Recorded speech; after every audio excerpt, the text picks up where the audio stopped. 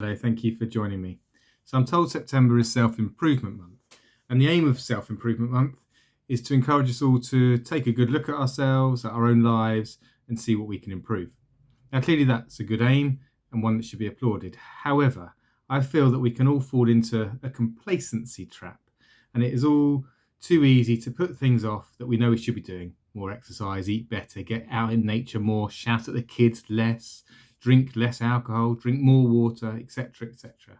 I think part of the reason it can be hard to motivate ourselves to make that positive change to our well-established habits is that our brains seem to be wired for short-term planning, and anything too far off can become an abstract concept. I've seen research that shows when we envisage ourselves far into the future, we think of our future selves as an entirely different person. That's why people are generally rubbish at saving for retirement or can avoid doing the things that they know will benefit them in the long run. If it's hard to connect that future person to me, then it is easy to think that it won't happen to me and put it off. There is another issue that things can seem overwhelming. When I Googled Self-Improvement Month, I came up with search findings saying things like 50 ways to improve yourself during Self-Improvement Month, which is clearly probably a very good list, but where do you start? If you're anything like me, I have to get my head right first before I can really make a proper go at anything.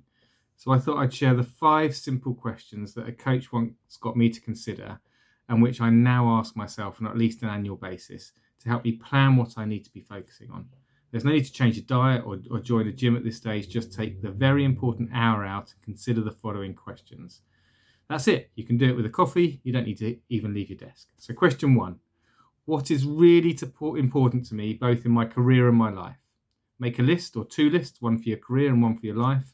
And as with all these questions, it is important to write it down. Maybe start it as a quantity exercise and then try and whittle your answers down until you cannot possibly remove anything else, and put them in priority order if you can. Question 2. What is now possible for you? For this question, you had to be looking back from the future. So imagine it's 12 or 18 months from now and describe the world around you. Again, write it down, remembering this future has happened. Then start to think what must have happened to produce this future, which brings us to question 3. Question 3. To realize this future, what must have happened? So again, imagine you've produced this future, you're standing in it, looking back and feeling chuffed with yourself.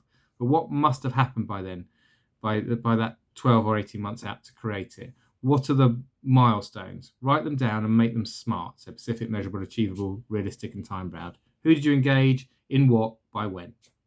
To achieve this, you need to also take care of yourself. You need to have that balance in life. So let's consider question 4. Question 4, what principles and practices am I going to make sure I hold to? Again, I list out the principles and what that means in practice. So for example, I'm going to spend more time with my family as a principle, which means that I won't work at weekends as a practice. And now that brings me to the final question, question 5, what do I stand for? This is hard, and it should end up being a short sentence or maybe 2 sentences that you're going to hold yourself to, what you stand for. Using the answers from the previous 4 questions helps inform this. And it's what you're going to be accountable for on a daily basis. It's what you will also fail against all the time. But that's okay.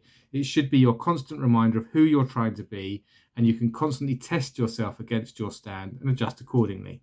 So 5 simple questions. If you do them properly, they're hard. Holding to yourself to them is even harder. My coach would say it's a lifetime's work. But they're interesting to do, and I find the process really worthwhile. So remember, write down your answers and ideally share them with someone important to you. You should then have a clear idea of what's important, where you are heading, the milestones to get there, the principles that will guide you, and the stand that you're going to hold yourself against. At On Track Learning, we love working with individuals and leaders to help them really take themselves on. Thank you very much for listening.